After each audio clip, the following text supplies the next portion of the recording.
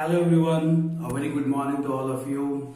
I'm Rashid Yasin, Director of Kalhan IAS Academy, which is based in Delhi with a branch in Bhopal.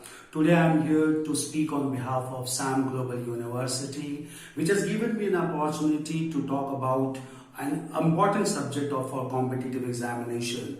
Since all of you are sitting back at your home due to this crisis going on, even at home you can understand about the nuances of modern Indian history to prepare for any competitive examination. In modern Indian history, you need to focus on some areas including the international movement, then all important legislations enacted by the British and even socio-religious reform movement apart from other topics. While preparing these topics, you must refer to all NCERT textbooks, and while referring to NCERT textbooks, you must focus more on conceptual clarity rather than only factual information. While preparing modern Indian history, you must keep in mind that you need to go through the papers or the questions which has been asked in different competitive examinations, including UPSC IAS examination. This will enable you to understand the trend of questions being asked so that you can align your preparation according to that trend. Clear? Keep in mind that strategy always plays an important role for preparing for any competitive examination. In modern Indian history, I will briefly discuss about the social reform movements of 19th and 20th centuries, which was directed to improve the status of women in Indian society as well as to work against caste rigidities in Indian society. In order to ensure women development, first of all, education was emphasized by reformers of modern India, in which pioneering role was played by Savitri Bai Phule in western part of India.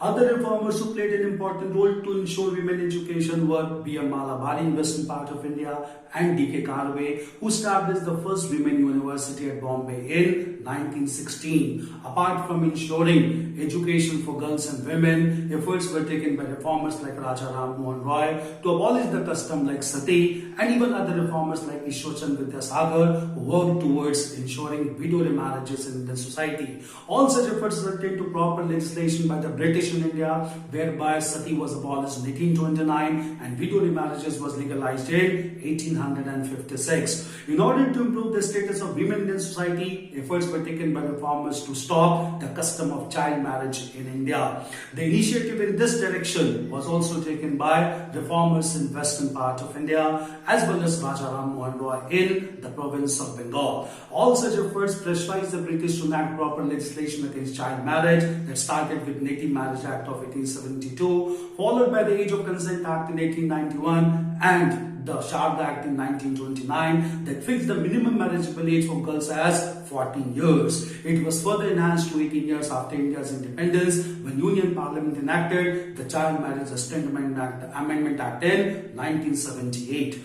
Apart from women empowerment, efforts were taken to abolish caste rigidities in India or caste depression in India, depressed class agitation started to take place. Initiative in this direction was taken by Jyotiba Phule, who established Satya Sodhar Samaj in western part of India and even began to publish a journal titled as Ghulam Giri to ensure the upliftment of depressed classes. This initiative was carried forward in southern part of India where leaders established the Justice Party.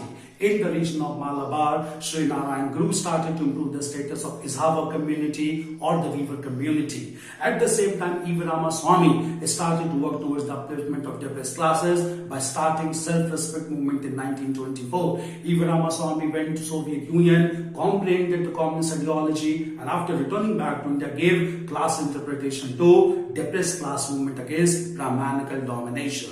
This led to huge popularity of E. V. Ramaswamy and he was given the title of Periyar or the Pure Soul.